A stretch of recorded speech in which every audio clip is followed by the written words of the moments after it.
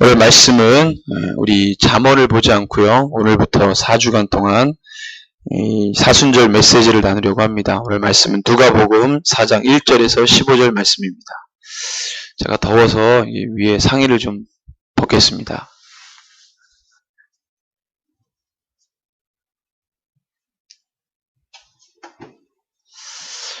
찾으셨으면 우리 누가복음 4장 1절에서 15절을 우리 한 목소리로 같이 15절까지 같이 읽습니다. 예수께서 성령의 충만함을 입어 요단강에서 돌아오사 광야에서 40일 동안 성령에게 이끌리시며 마귀에게 시험을 받으시더라. 이 모든 날에 아무것도 잡수시지 아니하시니 날수가 다함에 줄이신지라. 마귀가 이르되 내가 만일 하나님의 아들이거든 이 돌들에게 명하여 떡이 되게 하라. 예수께서 대답하시되 기록된 바 사람이 떡으로만 살 것이 아니라 하였느니라. 마귀가 또 예수를 이끌고 올라가서 순식간에 천하 만국을 보이며 이르되 이 모든 권위와 그 영광을 내가 네게 주리라. 이것은 내게 넘겨준 것이므로 내가 원하는 자에게 주노라. 그러므로 내가 만일 내게 절하면 다 내 것이 되리라. 예수께서 대답하여 이르시되 기록된 바 주 너의 하나님께 경배하고 다만 그를 섬기라 하였느니라. 또 이끌고 예루살렘으로 가서 성전 꼭대기에 세우고 이르되 내가 만일 하나님의 아들이거든 여기서 뛰어내리라. 기록되었으되 하나님이 너를 위하여 그 사자들을 명하사 너를 지키게 하시리라 하였고 또한 그들이 손으로 너를 받들어 내 발이 돌에 부딪히지 않게 하시리라 하였느니라. 예수께서 대답하여 이르시되 주 너의 하나님을 시험하지 말라 하였느니라. 마귀가 모든 시험을 다한 후에 얼마 동안 떠나니라. 예수께서 성령의 능력으로 갈릴리에 돌아가시니 그 소문이 사방에 퍼졌고 친히 그 여러 회당에서 가르치심에 뭇사람에게 칭송을 받으시더라. 아멘. 예. 자, 오늘 우리 사순절 메시지인데요. 오늘 제목은 고난과 생명입니다. 고난과 생명이라는 주제를 가지고 우리 사순절 첫 번째 날 메시지를 함께 합니다.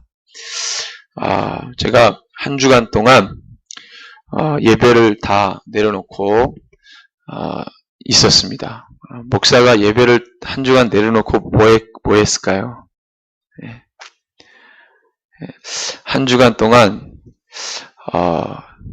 목사가 말을 많이 하고 설교를 하고 목회를 하는데 순간 제 안에 이거 제가 오늘 좀 서두 부분에 이 말씀을 드려야 될 것 같아요. 오늘 설교가 좀 깁니다. 미리 말씀드렸으니까 시험 들지 마시고 같이 나눈다 생각하시고 들으시고 말씀을 나누면 좋겠습니다. 제가 꿈 얘기까지도 하려고 하니까요. 그래서 목회자가 말을 많이 하고 설교를 하는데 제가 그것대로 살지 않는다라는 생각이 들었습니다. 그러면 목사가 그렇게 못 사는데 함께하는 분들은 그것이 가능한가? 그래서 강단에 설 수가 없었습니다.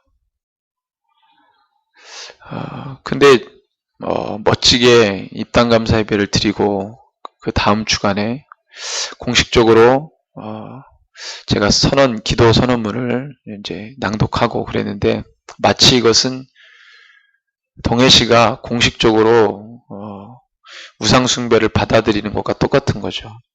교회가 공식적인 행사를 하는 것은 그야말로 공식적인 이 힘이 있습니다. 공신력이 있죠. 공신력. 영적으로도 그렇습니다. 그냥 하나의 행사가 아니고 공식적으로 선포하는 겁니다. 그 효력이 있기 때문에 사단이 역사하죠. 저 사단이 역사를 어떤 점에서 했냐면 그 선언문에 보면은 사단이 가장 듣기 싫어하는 게 우리를 여기 심었다는 겁니다. 사단은 자기의 것을 여기다가 수천 년 동안 심어왔기 때문에 하나님의 것이 심어지는 걸 대단히 싫어합니다. 근데 그 듣기 싫어하는 얘기를 제가 입당감사 예배 때 했거든요. 그 엄청난 공격과 제 아내들은 엄청난 공격과 그런 것이 있었습니다. 한 주간 동안 제가 움직이지 않고 뭔가를 하지 않고 가만히 좀 있으면 어떤가. 목회자가 설교 안 하고 예배 안 하면 큰일 나죠. 근데 저는 한 주간을 목사로 안 보내고 싶었어요.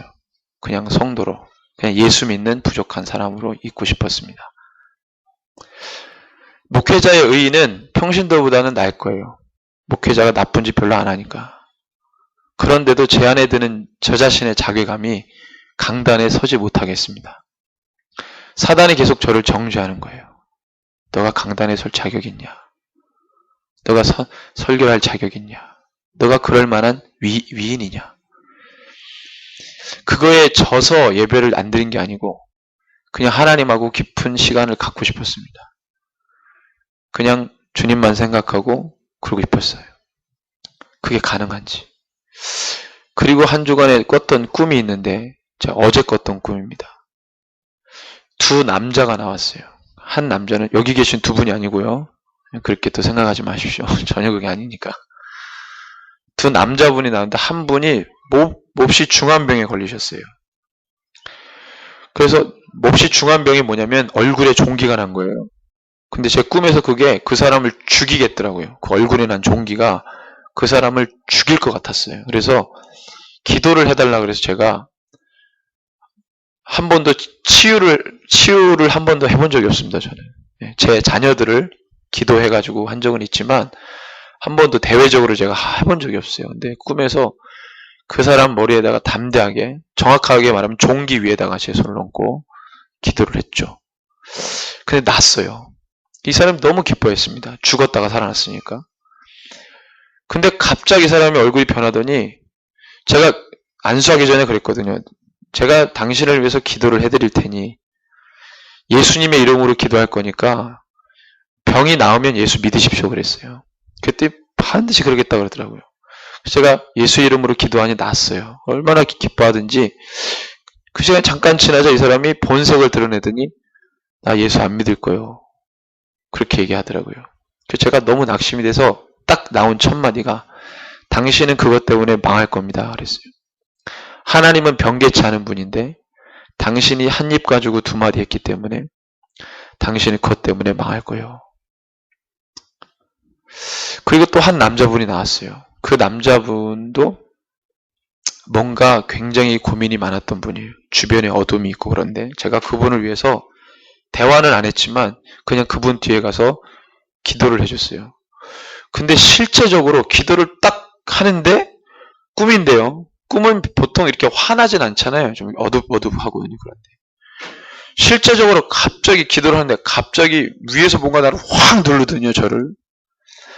그 꿈인데 꿈이 하얘지는 거예요. 어둠의 빛이 확 들어오는 것처럼 갑자기 뭔가 환해지는 거예요. 그래서 제가 꿈인데 반쯤 깼어요. 근데 뭐냐면 제 몸이 전기에 감전된 것처럼 절절절절한 거예요. 실제적으로. 그래서 움직이지 못하고 가만히 있었어요. 기도함과 동시에 갑자기 위에서 저를 뭘 확 누르더니 빛이 확 하더니 환해지더니 제 몸이 전기에 감전된 것처럼 절절절절.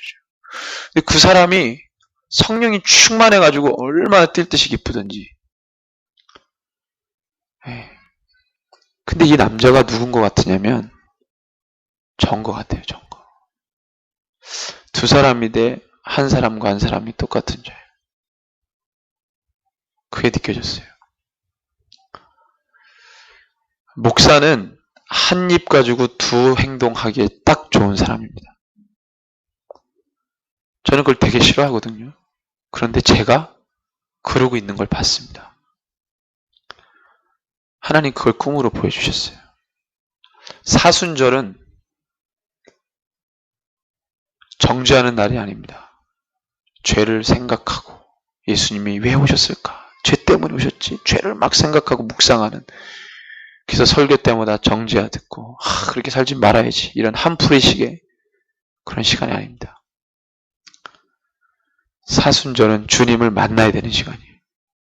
주님 만나지 않고 성령 받지 않으면 그 사람은 그렇게 살다 가는 겁니다. 이 목사가 자칫 잘못하면 그렇게 되겠더라고요. 목사는 세상에서 제일 불쌍한 사람입니다. 살아있을 때 주구장창 주님의 선지자 노릇하다가 마지막 때 무슨 말을 들을지 모르거든요. 엄청나게 선지자 노릇해도 내가 너를 모른다. 불법을 행하는 자라 내게서 떠나가라 그러면 그동안에 했던 모든 공든탑이 한순간에 무너지는데 얼마나 불쌍합니까?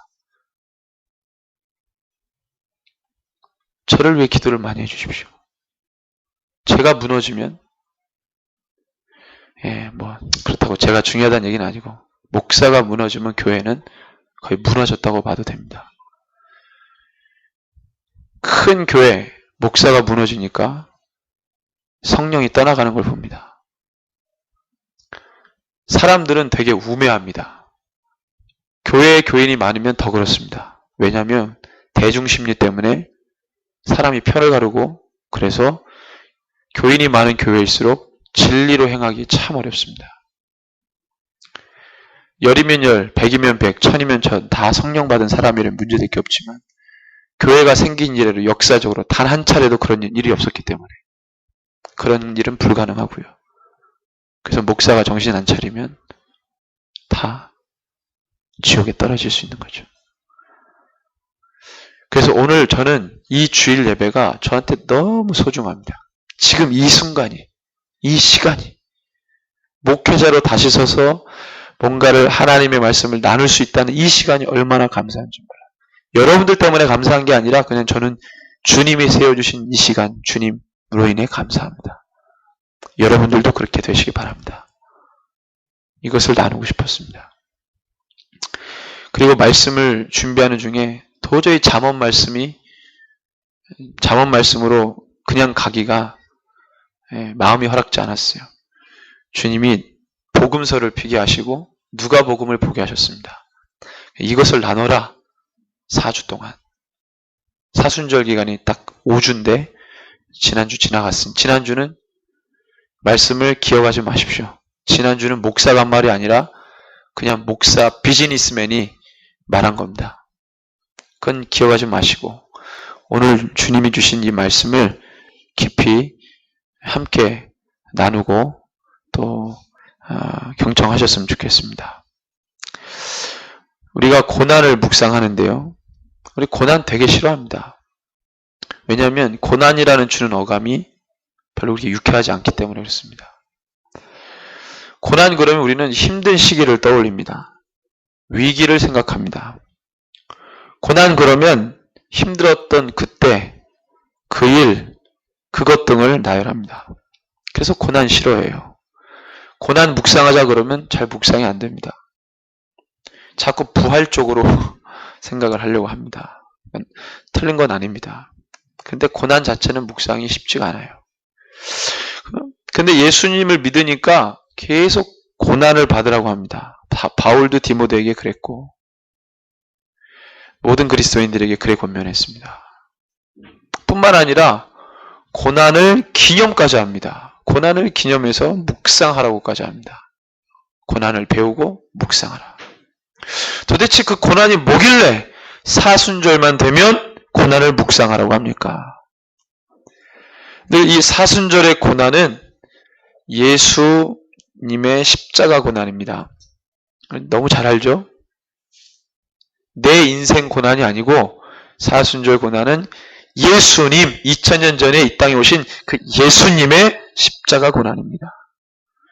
이 고난은 내가 살다가 경험했던 그런 인생 역경과 같은 고난들과 전혀 다릅니다.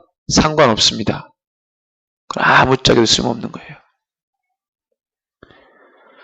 예수님께서 우리로 하여금 묵상케 한 이 고난은 두 가지 점에서 우리와 전혀 다릅니다. 내가 인생에서 겪었던 위기, 힘든 일들, 고통, 그런 전혀 다릅니다.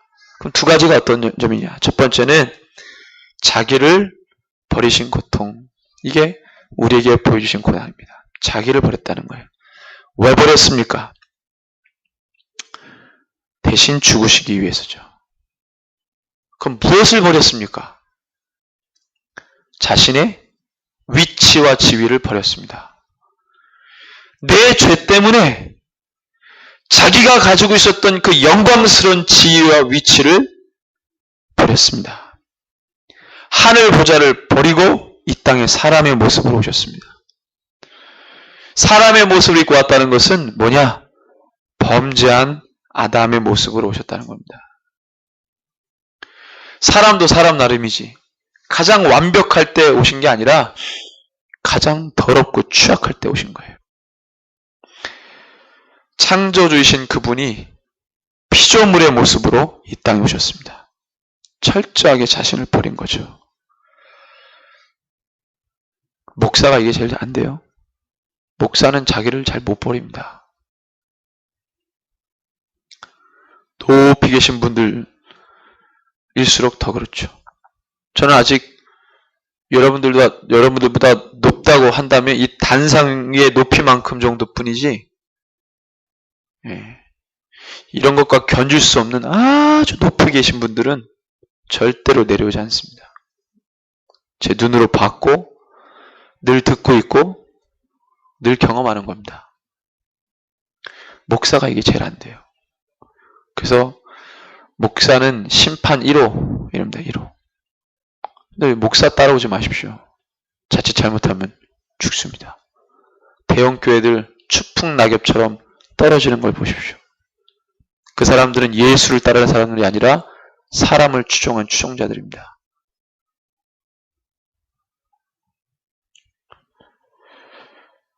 근데 우리 주님은 그 영광스러운 지위를 버리고 오셨어요. 그럼 무엇을 위해 버렸습니까? 무엇을 버렸는지는 들었고 무엇을 위해 버렸습니까? 대단한 겁니까? 주님이 그 높고 높은 보좌를 버리시고 우리에게 내려오시는 만큼 아주 값지고 중요하고 귀한 일 때문에 버리셨습니까? 주님이 그 영광스러운 보좌를 버릴 만큼 아름다운 것입니까? 그럴 만한 겁니까? 주님이 자신의 지위를 내려놓은 이유는 아까 말씀드린 것처럼 내 죄 때문입니다. 그럴 가치가 없는데 그래 하셨어요. 추하고 더러운 내 죄 때문에 자신의 영광스러운 신분을 버린 겁니다. 누가 이렇게 했습니까? 역사적으로 보니까 자기 지위를 내려놓은 사람들이 있어요. 그 사람들은 그에 상응하는 어떠한 일 때문에 내려놨지, 추하고 더러운 것 때문에 내려놓지 않습니다. 그건 사람이 할 수 없는 거죠. 예수를 모르는 사람은 절대 일이 안 됩니다.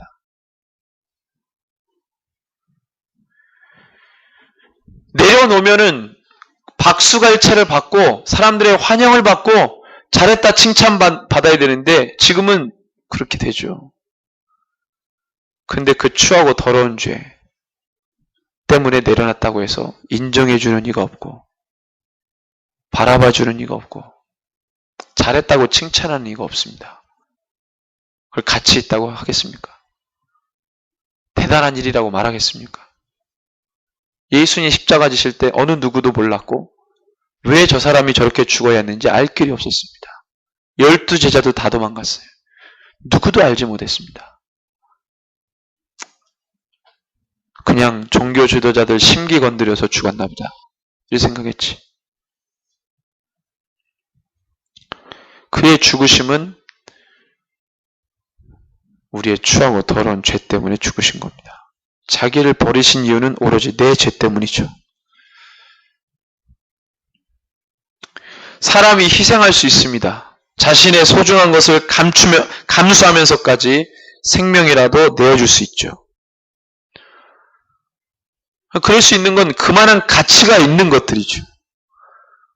내 가족을 위해서 내가 희생할 수 있습니다. 내가 사랑하는 것을 위해 희생할 수 있어요. 그런 일에 목숨 걸 수 있습니다. 대의를 위해 소를 희생했던 역사가 많았습니다.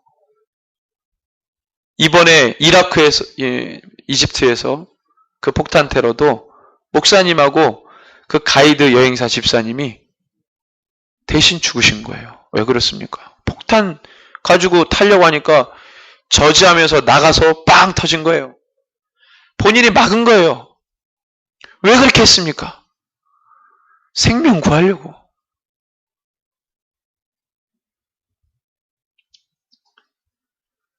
내가 사랑하고 가치 있는 일이라고 하면 죽습니다. 그런데 흉악한 범죄자를 위해서 죽는다? 흉악한 범죄자를 위해서 내 생명을 희생한다? 그랬던 적이 없습니다. 무고한 시민을 위해 내 한 몸 바치겠다. 이거는 말이 돼도 흉악한 범죄자를 위해 내가 대신 죽겠다. 그가 사형 선고 받아야 되는데 내가 대신 받겠다. 이런 사람은 없죠. 추잡하고 더러운 죄 때문에 내가 대신 당신의 추잡하고 더러운 죄를 다 짊어지고 내가 죽겠어 하는 사람은 이 세상 어떤 사람도 할 수 없고 하지 않습니다. 왜? 그의 죽음은 대단한 것도 아니고 인정받을 것도 못 되고 박수받을 일도 못 되기 때문에 그렇습니다. 죽어 마땅한 죄인의 죄를 누가 짊어집니까? 쓰레기 같은 인생 살다가 그냥 죽어도 되는 인생의 죄를 누가 짊어집니까? 아무도 그렇게 하지 않습니다. 우리 예수님만이 하실 수 있는 거죠. 하나님만이 그렇게 하시겠다고 했습니다. 여기에 있는 저도 이렇게 설 수 없는 나 때문에 예수님이 죽으시고 얼마나 감사의 감정을 넘어선 것입니다.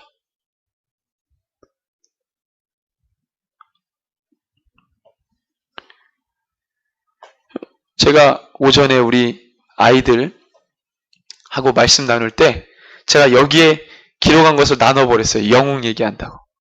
네. 영웅. 영화에 나오는 영웅 있잖아요. 눈에서 레이저 나가고 똑같이 얘기했는데 외계인들을 막아서 지구를 구하고 엄청난 무기를 가지고 하니까 막 사람들이 구해지고 이게 영웅입니까? 이런 영웅은 현실 세계에 없습니다. 진짜 영웅이 누굽니까? 제가 또 소개했습니다. 애들한테. 뉴스에서 본 건데 얼음이 꽁꽁 얼은 호수에 초등학생이 다 얼은 줄 알고 가다가 푹 빠져버렸어요.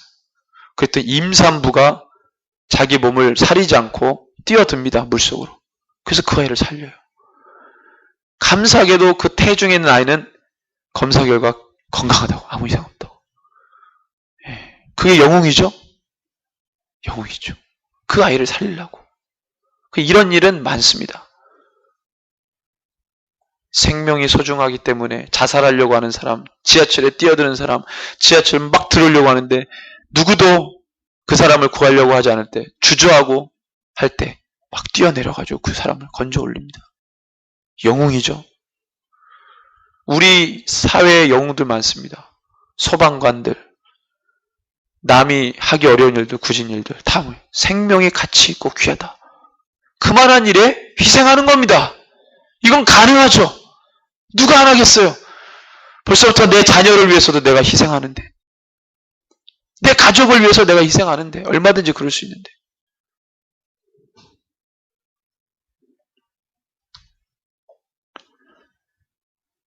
근데 죄인을 위해서 내 생명을 희생한다.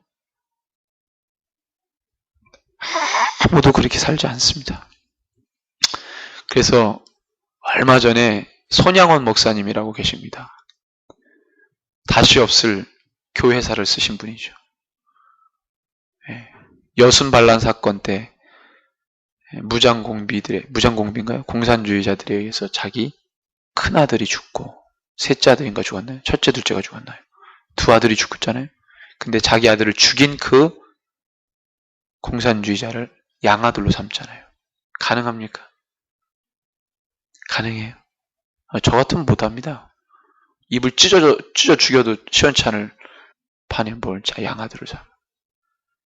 근데 그 사건보다 더 중요한 거는 자기 아들 장례식 때 손양원 목사님이 읽었던 기도문입니다.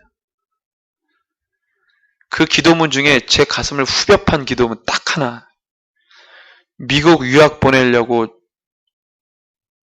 준비하고 있었던 아들. 미국보다 더 좋은 천국 가게 하시니 감사합니다.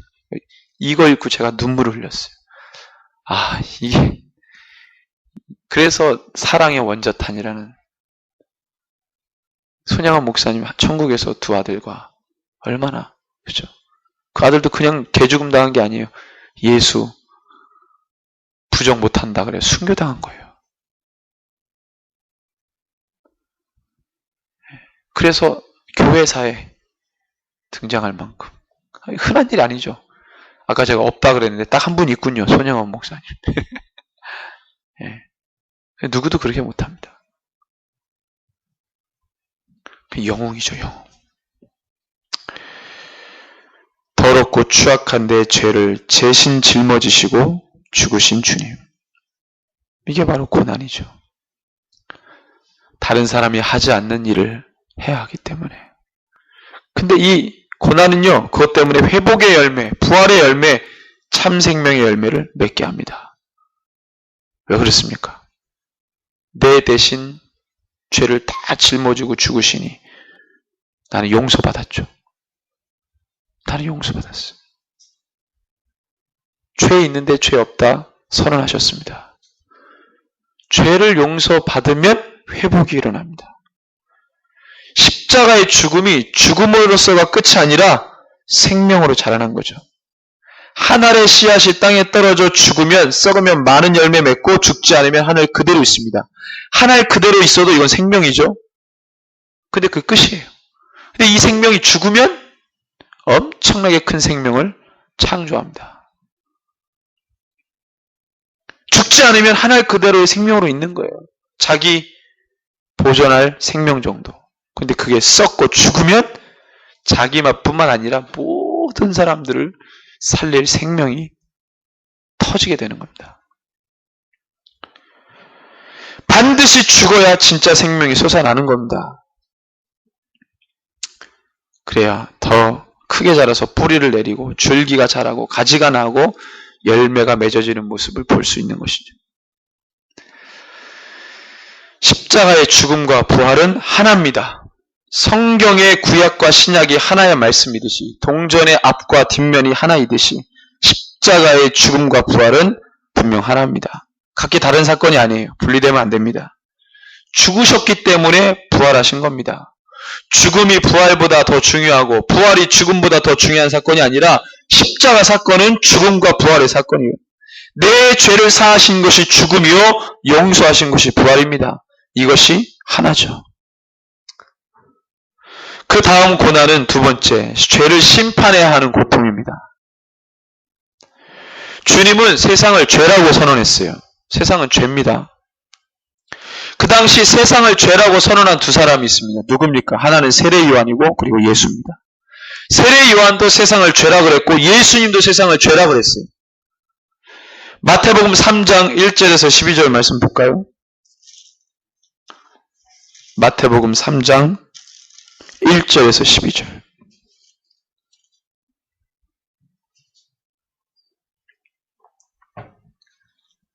같이 읽습니다. 그때 세례 요한이 이르러 유대 광야에서 전파해 말하되 회개하라 천국이 가까이 왔느니라 하였느니 그는 선자 이사야를 통하여 말씀하신 자라 일렀으되 광야에 외치는 자의 소리가 있어 이르되 너희는 주의 길을 준비하라 그가 오실 길을 곧게 하라 하였느니라. 요한은 낙타털 옷을 입고 허리에 가죽띠를 띠고 음식은 메뚜기와 석청이었더라. 이때 예루살렘과 온 유대와 요단강 사방에서 다 그에게 나와 자기들의 죄를 자복하고 요단강에서 그에게 세례를 받더니 요한이 많은 바리새인들과 사두개인들이 세례 베푸는 데로 오는 것을 보고 이르되 독사의 자식들아 누가 너희를 가르쳐 임박한 진노를 피하라더냐. 그러므로 회개에 합당한 열매를 맺고 속으로 아브라함이 우리 조상이라고 생각하지 말라. 내가 너에게 이르노니 하나님이 능히 이 돌들로도 아브라함의 자손이 되게 하시리라. 이미 도끼가 나무 뿌리에 놓였으니 좋은 열매를 맺지 아니하는 나무마다 찍혀 불에 던져지리라. 나는 너희로 회개하게 하기 위하여 물로 세례를 베풀거니와 내 뒤에 오시는 이는 나보다 능력이 많으시니 나는 그의 신을 들기도 감당하지 못하겠노라. 그는 성령과 불로 너에게 세례를 베푸실 것이요 손에 키를 들고 자기의 타작마당을 정하게 하사 알곡은 모아 곡간에 들이고 축정에는 꺼지지 않는 불에 태우시리라. 아멘. 누가복음 3장 3절에서 14절이에요. 누가복음 3장 3절에서 14절.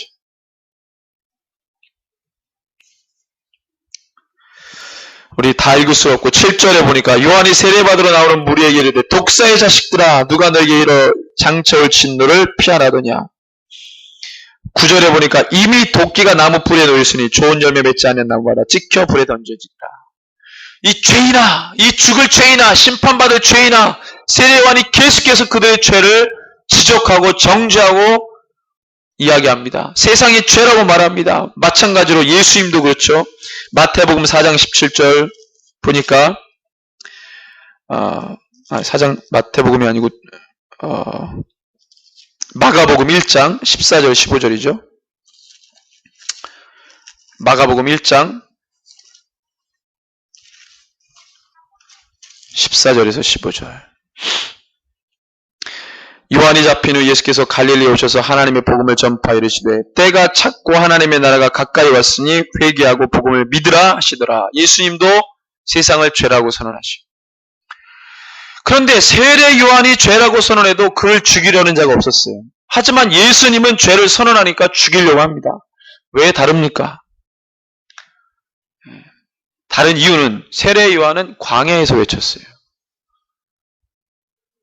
예수님은 광야에서 외쳤을 뿐만 아니라 종교의 중심지이며 그 당시 종교 지도자들의 홈그라운드에까지 가셔서 그걸 선언합니다. 광야는 사람이 없죠.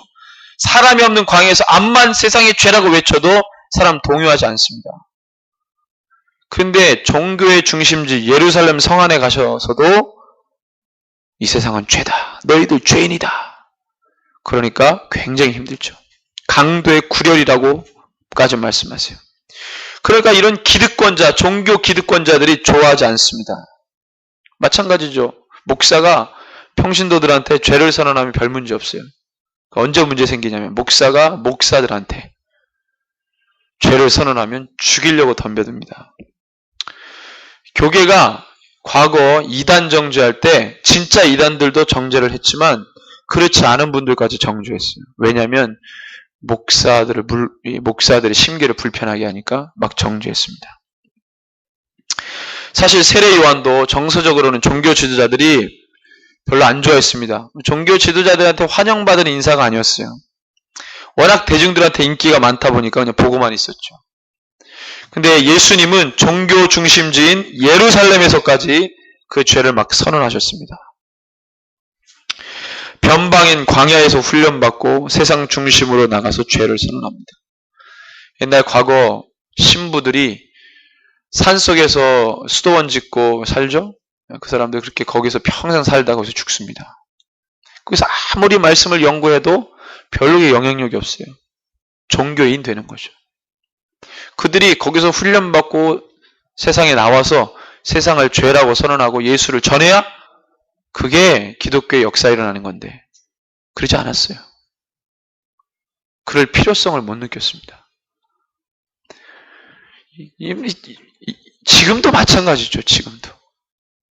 좋은 게 좋은 거라고 누가 어떤 성도가 세상의 죄라고 선언합니까? 세상의 죄라고 선언하지 않습니다.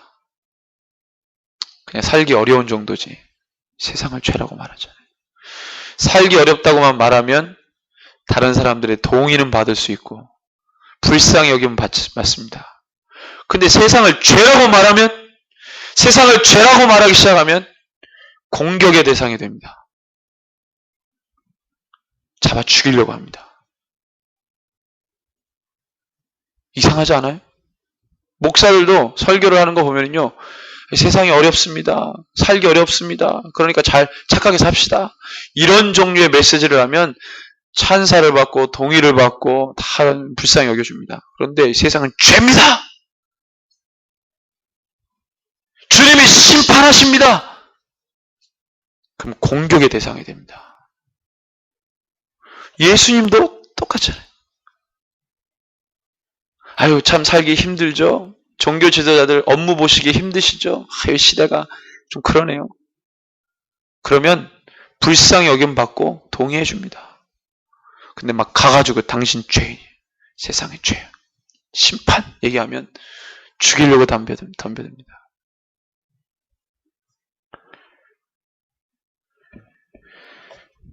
예수님의 동선이 있습니다. 뭡니까? 변방 광야에서 훈련받고 세상 중심으로 나가서 죄를 반드시 선언하셨어요. 이 예수님의 동선입니다. 근데 이 동선이 너무 고통이에요. 고통의 동선이죠. 왜 그렇습니까? 자기가 창조한 세상이 죄로 더럽혀지고 그 세상을 악하다고 선언하며 심판해야 한다는 것은 결코 즐거운 일이 아닙니다. 유쾌한 일도 아닙니다. 안타깝고 슬프고 고통스러운 거죠. 예수님이 아주 기쁘게 죄를 선언하신 게 아니에요. 이 죽일 놈들, 죽어 마땅한 놈들 신나가지고 막 다니신 게 아닙니다. 가슴을 치며 겟세마네 동산에서 시간 있을 때마다 기도하고 눈물을 흘리면서 가슴 치고, 그래서 이 사역을 그렇게 꾸역꾸역 슬픈 마음으로 감당하신 겁니다. 왜, 여러분들 예루살렘을 바라보시면서 예수님이 우셨습니다. 왜 예루살렘 바라보면서 웁니까? 제가 겟세마네 동산 가가지고 예루살렘 보니까 울음이 안 나와요. 거기 눈물의 교회라고, 예수님이 이곳에서 눈물 흘려 딱 추정해가지고 세운 교회가 있습니다. 거기서 이렇게 바라보면 예루살렘이 쫙 보여요. 서서 보니까 별로 그렇게 감동도 없고 눈물이 안 나와요. 근데 예수님은 그 예루살렘 성을 보고 왜 울었을까? 왜 울었을까? 아무리 감정이입을 해봐도 눈물이 안 나오대요. 예수님 왜 울었을까? 왜 울었겠습니까? 죄 때문에 죽어갈 먹자 없는 양같이 유리 방황하는 백성들을 생각하니까 눈물이 앞을 가려워하는 거죠. 스케일이 우리랑 주님과 다릅니다. 여러분들 동해시를 바라보면서 눈물이 나옵니까? 이민족을 바라보면서 눈물이 나옵니까? 아니 그것까지는 아니더라도 내 자녀를 보고 우리 가족 보고 눈물이 나옵니까? 이대로 놔두면 죽어서 그냥 하나님과 관계없는 가족이 되고, 이대로 그냥 놔두면 지옥 자식이 되고 하나님의 천국 자녀가 되지 않고 그렇게 될 게 뻔한데 눈물이 안 나옵니까?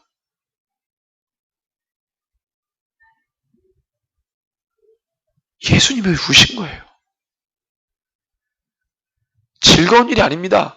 목사가 즐거운 마음으로 죄를 선포하고 심판 선언하는 게 아닙니다. 무슨 비즈니스 하는 것처럼 기계적으로 하는 게 아닙니다. 여러분, 주님은 죄를 회개케 하는 물세례를 받으시고 그날 성령을 받습니다. 죄가 없으신데 회개케 하는 물세례를 받으셨어요. 그럼 어떤 거냐면, 예수님은 인간의 모습으로 오셔서 충실히 그 일들을 감당하고 계셨던 겁니다. 죄가 있어서 물세례 받은 게 아니라 이 양은 제물로 드려질 거야 라고 하는 표식을 주는 것과 같았습니다. 민족의 모든 죄를 염소에게다가 다 부어서 광야로 보내는 그 표식을 주는 것과 같았습니다. 예수님은 앞으로 십자가를 질 뿐이다 라는 것을 징표하는 징표와 같았습니다. 그래서 물세례를 받으셨죠. 그리고 거기에 가장 확실한 증표인 성령으로 오셨습니다. 그 성령님이 예수님을 어디로 데려갑니까? 세례 받으시고 성령 받으신 그 예수님을 성령이 어디로 데려갑니까? 휘황찬란한 헤롯의 궁전으로 데려가십니까? 저 헐몬산 위에 높은 산으로 올라가서 천하만국을 다 보여줍니까? 로마 제국의 황제의 궁으로 데려가서 내가 세상을 이제는 호령하게 한노라. 성령이 이제 막 등극하는 예수님의 등극식을 휘황찬란하게 대관식을 이렇게 해줬습니까? 아닙니다. 성령 충만한 예수님을 성령이 어디로 데려가냐면 아무것도 없는 광야로 끌고 가세요. 광야. 오늘 누가복음에 보니까 성령의 충만함을 입어. 마태복음, 마가복음에는 안 나옵니다. 성령의 충만함을 입어. 성령의 충만함이 뭡니까? 신비한 힘이 머물러 있는 겁니까? 아닙니다. 그 다음에 나오잖아요. 성령께 이끌려. 성령 충만하다는 것은 성령님이 인도하는 대로 가는 것입니다. 성령의 다스림 받는 겁니다. 그럼 성령의 다스림 받는 건 뭡니까? 주의 말씀대로 산다는 겁니다. 지금 예수님이 주님께 하나님 말씀하신 대로 가고 있는 거예요, 지금. 그의 동선이 지금 성령 충만한 예수를 광야로. 거기서 왜? 광야 갔더니 예수님을 메시아로 모실 사람들을 찬뜩 모아놓고 그 사람들을 같이 웅집할 장소가 없어가지고 널찍넓은 광야로 다 모은 게 아니에요. 장소가 없어가지고 광야로 사람들 모으려고 한 게 아닙니다. 그 광야에는 아무도 없었어요. 그리고 성령님이 예수님에게 어떻게 하냐면 줄이게 하십니다. 먹지 않게 하셔요. 그리고 기도시켰어요. 아니 성령이 왜 예수님을 이제 사역을 감당해야 될 예수님을 먹지 못하게 하시고 기도하게 하십니까? 멋진 예루살렘 성전으로 가지 않게 하고 왜 광야로 끌고 갑니까? 왜? 40일 동안 무슨 기도했는지 모르겠어요. 그런데 예수님이 40일 동안 기도하시고 먹지 않으시고 그 다음에 일이 벌어지는 게 누가복음 4장입니다. 예수님의 동선을 보십시오. 얼마나 고통과 고난입니까? 그냥 십자가 진 게 아니에요. 3년 반 동안 예수님의 고난에 3년 반 있었습니다. 쉽지 않았어요. 여러분들 성경에서 보면은 주의 종들이 하나님께 사명받습니다. 이런저런 방법과 간증들이 있어요. 우리 주님이 받은 사명, 주님 내가 너를 택했다라고 하는 그 사명, 이런 모습으로 보여주신 거죠. 예수님의 삶이 앞으로 순탄치 않다. 고난과 고통의 시간을 견뎌야 한다는 것을 보여줍니다. 그래서 이러한 것 때문에 바울이 계속 교회에게 권면합니다. 나와 함께 고난을 배우라. 예수의 좋은 병사가 되기 위해 나와 함께 고난을 배우라. 광야로 끌고 간 예수님이 40일 동안 기도하시고 그리고 어떤 사건이 일어납니다. 그게 오늘 누가복음 4장. 자, 사단이 예수님을 유혹하죠. 그런데 사단이 전에도 하나님의 사람에게 와서 유혹한 일이 있습니다. 언제입니까? 욥 때. 근데 그때도 실패했어요. 그때 막 아내를 통해서 또 상황을 통해서 막 그를 끌어안치려고 막 그렇게 했죠. 그리고 친구들을 보내가지고 논쟁하게 만들어서 그를 막 정죄하게 하고 하나님의 뜻을 붙잡지 못하겠습니다. 정신 혼미하게 만들었어요. 그런데도 세미한 정신 가지고 욥이 주님을 고백하죠. 그때 실패했습니다. 근데 사단이 또 예수님께로 오는 거죠. 유혹합니다. 어떻게 유혹합니까? 마귀의 유혹은 치명적인 강점이 있습니다. 치명적인 강점. 뭐냐면 가장 연약한 부분을 너무 잘 알고 있다는 거예요. 그래서 그걸 가지고 끝까지 잡고 늘어줍니다. 그래서 그 약점 때문에 죽게 만들어요. 포기하게 만들어요. 예수님에게도 마귀는 그 당시 가장 연약한 부분이 육체의 소욕을 붙들고 늘어줍니다.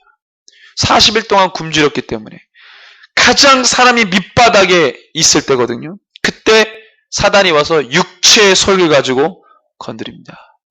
사람이 가장 밑바닥에 있을 때 육체의 소욕이 강하게 일어납니다. 가장 줄일 때 정말 먹고 싶다는 욕망이 강하게 일어나죠. 평소에 몇 배입니다. 몇 배. 가장 가난할 때 정말 돈을 사랑합니다. 돈을 많은 사람도 돈을 사랑하지만 내가 돈이 정말 없고 가난할 때 정말 돈을 사랑합니다. 가장 내가 밑바닥에 있을 때 육체의 소욕이 엄청나게 일어납니다. 이 점을 사단이 너무 잘 알고 있죠. 그래서 이 세상 죄를 짊어지시고 모든 죄를 파하실 예수님에게 가장 단순하고 가장 원초적이고 가장 본능적인 죄로 유혹하는 거예요. 고통입니다. 고통. 십자가의 고난, 고통은 내가 흠모하는 세상을 도리어 미워하는 것입니다. 그것을 죄라고 선언하는 것입니다. 내가 가장 지금 필요하다고 여겨지는 것을 버릴 수 있는 것입니다.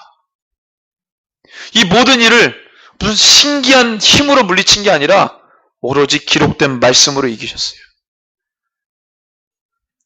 그의 육체는 굶주리고 허덕였지만 그의 영은 너무도 순결했습니다.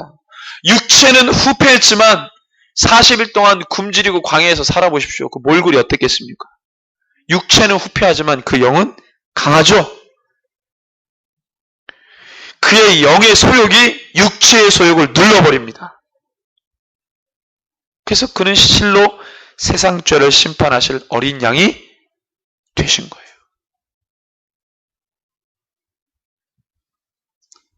이게 고통인데 그렇지만 이깁니다.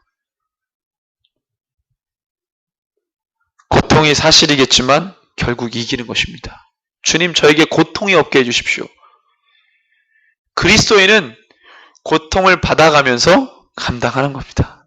예수님이 신비한 능력으로 40일을 버틴 게 아니고 우리와 같은 성령의 사람으로 그 40일을 버티고 이기고 이기셔서 마지막 사단의 모든 더러운 것을, 유혹을 이기신 거죠.